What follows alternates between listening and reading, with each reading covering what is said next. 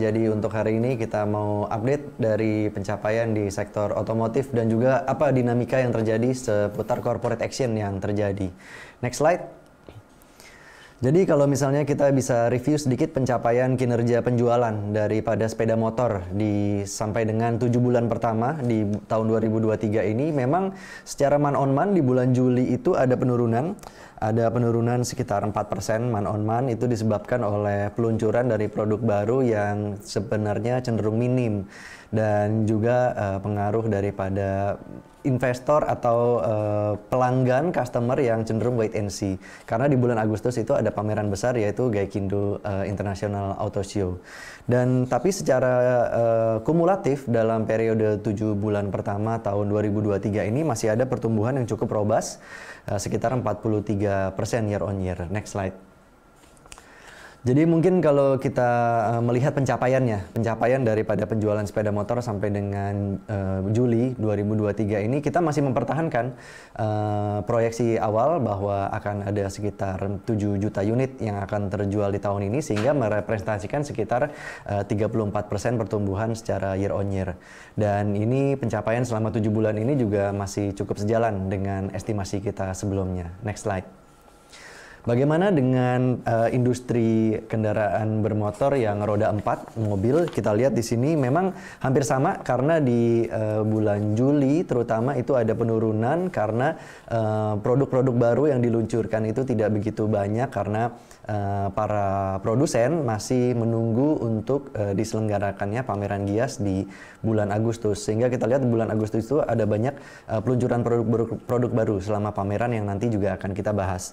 Tapi secara umum kita melihat bahwa sepanjang 7 bulan pertama tahun 2023 ini penjualan mobil masih mengalami kenaikan secara volume dan ini masih sejalan dengan yang sudah kita perkirakan sebelumnya juga.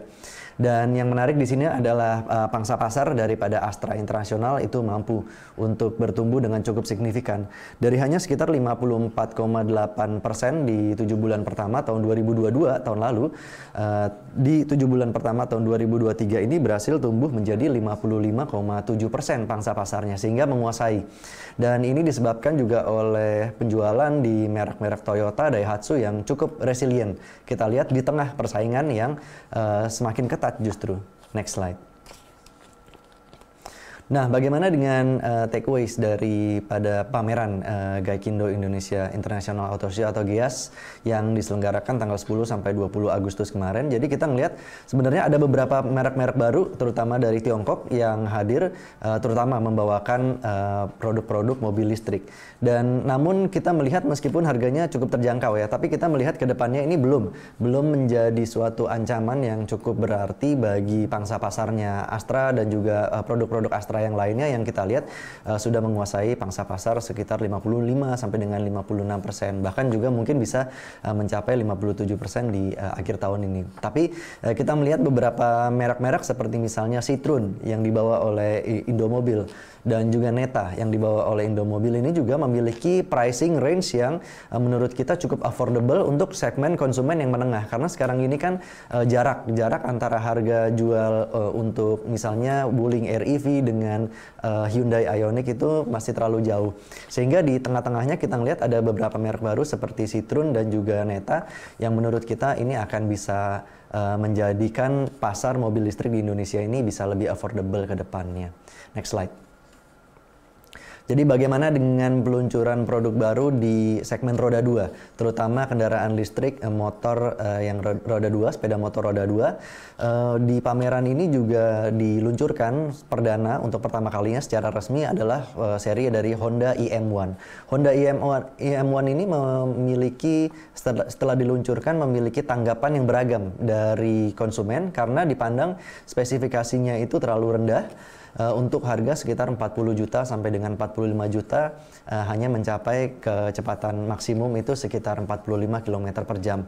Sebagai perbandingan mungkin merek lain dari Polytron dan Alfa itu bisa mencapai kecepatan tertingginya sekitar 95 sampai dengan 103 km per jam. Bahkan harga jual Polytron itu mungkin lebih rendah dan juga harga jual dari Alfa itu relatif sama dengan Honda IM1 tadi. Next slide. Nah, Sahabat Mira Asset, jadi mungkin untuk menyebutkan beberapa merek-merek yang ada di atas tadi tidak luput ya dari satu nama, yaitu Indomobil Sukses Internasional atau yang kode sahamnya IMAS, IMAS. IMAS ini beberapa bulan belakangan sudah melakukan beberapa corporate action, diantaranya beberapa akuisisi merek-merek yang cukup agresif. Melalui Indomobil Wahana Trada, ini kepemilikannya sekitar 63% IMAS, itu berhasil mengakuisisi merek Citroen dan juga Maxus. Citroen ini dari Prancis, Maxus ini dari China, yang juga baru meluncurkan produk mobil listriknya. Kemudian melalui joint venture-nya dengan PT Inchcape, ini 30% kepemilikan juga berhasil menjadi dealer utama dari Mercedes-Benz sebelumnya sejak bulan Oktober 2022, dan juga disusul memasukkan dua merek dari China, yaitu Great Wall Motor dan juga Neta. Dan melalui Indomobil e-Motor Internasional, kepemilikan sekitar 95%, IMAS ini juga berhasil menjadi dealer utama bagi sepeda motor listrik yang bermerek Yadea, ini dari China juga. Next slide. Jadi mungkin kalau misalnya kita bisa melihat lebih jauh bagaimana struktur ataupun juga profil daripada perseroan ini, meskipun kita belum memiliki coverage, tapi bisa dilihat di sini bahwa Indomobil Sukses Sejahtera atau IMAS ini merupakan holding dari lebih dari 100 anak usaha dan juga joint venture yang banyak terutama bergerak di bidang otomotif.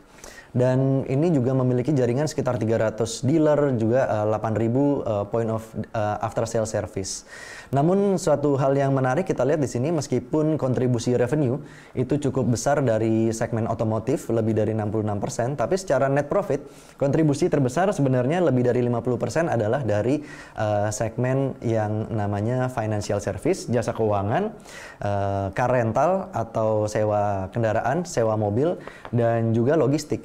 Dan usaha ini dijalankan oleh anak usahanya yaitu IMJS, Indomobil Multijasa Internasional, di mana kepemilikan IMAS itu sekitar 92% di IMJS ini. Jadi menarik sekali kalau kita melihat ternyata 50% lebih daripada kontribusi laba dari IMAS ini dikontribusi oleh anak usahanya yang bernama IMJS. Next slide. Dan bagaimana dengan pencapaian kinerja keuangannya? Kalau dari kinerja keuangan kita melihat memang hampir sama dengan rata-rata emiten yang bergerak di sektor otomotif pada umumnya, di mana di kuartal 2 itu mengalami penurunan. Karena hari libur yang banyak, mungkin kita ingat di kuartal 2 itu ada lebaran 2 kali ya, lebaran Idul Fitri dan juga Idul Adha. Sehingga penjualan menurun, tapi secara year on year dikumulatif di semester 1 2023 itu masih mengalami pertumbuhan yang cukup robust karena semata-mata low base di tahun first half daripada 2022 itu kan mobilitas dari masyarakat itu sebenarnya masih belum terlalu tinggi, sehingga di tahun ini 2023 terlihat cukup robust pertumbuhannya. Next slide. Nah, bagaimana dengan valuasi? Kita melihat secara valuasi Indomobil ini memang tidak begitu murah, bahkan kita lihat mungkin lebih menarik dari segi profitability dan juga valuasi itu dari MPMX, Mitra Pinastika. Beberapa emiten yang kita lihat di sini memiliki profitability yang sama dari segi net profit margin maupun ROI. Terlihat mungkin di sini ROI dari Bintrako Dharma atau Cars itu cukup tinggi ya, namun mungkin di sini masih belum memasukkan unsur di mana kewajiban keuangannya itu juga cukup besar, terutama terkait dengan likuidasi dari PT Andalan Finance. Kita lihat di sini Indomobil juga atau IMAS juga memiliki tingkat kewajiban keuangan yang cukup besar juga, di mana net gearing yang kita ukur dari rasio utang bersih terhadap ekuitasnya itu sudah lebih dari sekitar 270%. Artinya utang bersihnya itu sudah lebih tinggi daripada ekuitasnya, dan juga lebih dari 50% atau lebih dari 60% operating income-nya itu dibayarkan sebagai beban bunga. Jadi memang leverage di Indomobil ini cukup tinggi karena itu tadi agresivitas dalam mengakuisisi merek baru yang kita lihat juga pada akhirnya berdampak kepada kewajiban keuangan yang lebih tinggi.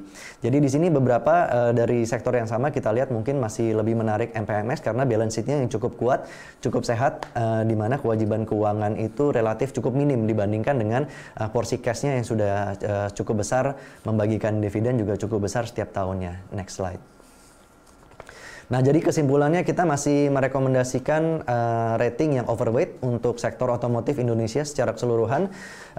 Meskipun suku bunga udah lebih tinggi tahun ini, namun terlihat penjualan baik itu sepeda motor maupun mobil itu cukup resilient di semester 1 2023 sampai dengan 7 bulan pertama tahun 2023, sehingga kita perkirakan akan masih ada kelanjutan pertumbuhan yang cukup robust sampai dengan akhir tahun.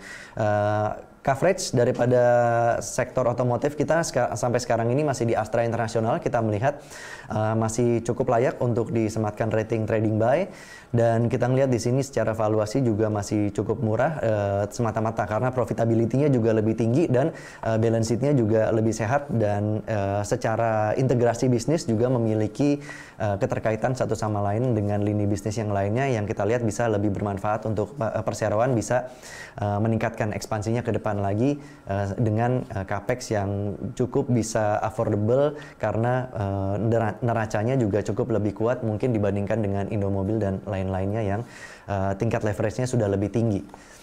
Demikian dari kami untuk rekomendasi sektor otomotif, dan kembali lagi ke Glenda.